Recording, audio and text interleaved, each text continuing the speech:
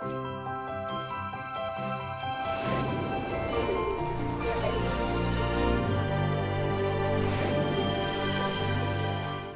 জলসাঘর অনুষ্ঠানে আপনাদের সকলকে স্বাগত জানাই। আমরা প্রত্যেকটা মুহূর্তেই গুনগুন করে গান করি। কেউ বাথরুমে গান করতে ভালোবাসি, কেউ রান্না করতে করতে ভালোবাসি। প্রতিভাগুলো যেন কোথায় চাপা পড়ে যায়। কিন্তু যখন সঙ্গীতের জলসাঘর অনুষ্ঠান নিয়ে বারে বারে ফিরে আসি আপনাদের জন্য, তখনই কিন্তু সুযোগ থাকে আপনাদেরও। কি সেই সুযোগ? আপনাদের প্রতিভাকে একদম বিকশিত করা, আপনার প্রতিভা যেন সকলের মধ্যে ছড়িয়ে পড়ে, তার জন্যই সঙ্গীতের জলসাঘর। আজকে সঙ্গীতের জলসাঘরে আমরা পেয়ে গিয়েছি পরমাকে। পরমা এসেছে কন্টাই থেকে। পরমা জানা ক্লাস 8-এর স্টুডেন্ট। পরমার কাছ থেকেই জানবো ওর একটু ছোট্ট করে পরিচয়। পরমা, তোমাকে আমাদের স্টুডিওতে স্বাগত জানাই। তুমি যেটা বলছিলে কন্টাই থেকে এসেছো, ক্লাস 8। গান গাইতে কেমন লাগে? ভালো লাগে। আজকে কি গান শোনাবে আমাদের তুমি? আধুনিক। আধুনিক। চলো আমরা প্রথম গানটা শুনি।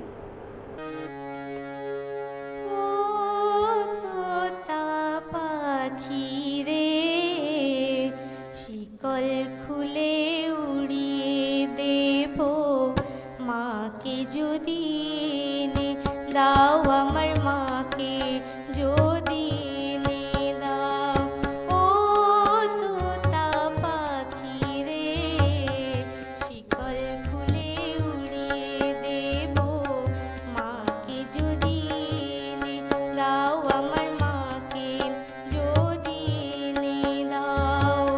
ঘুমিয়েছিলেন মায়ের কোলে, কখন যে মা গেল চলে। সবাই বলে ও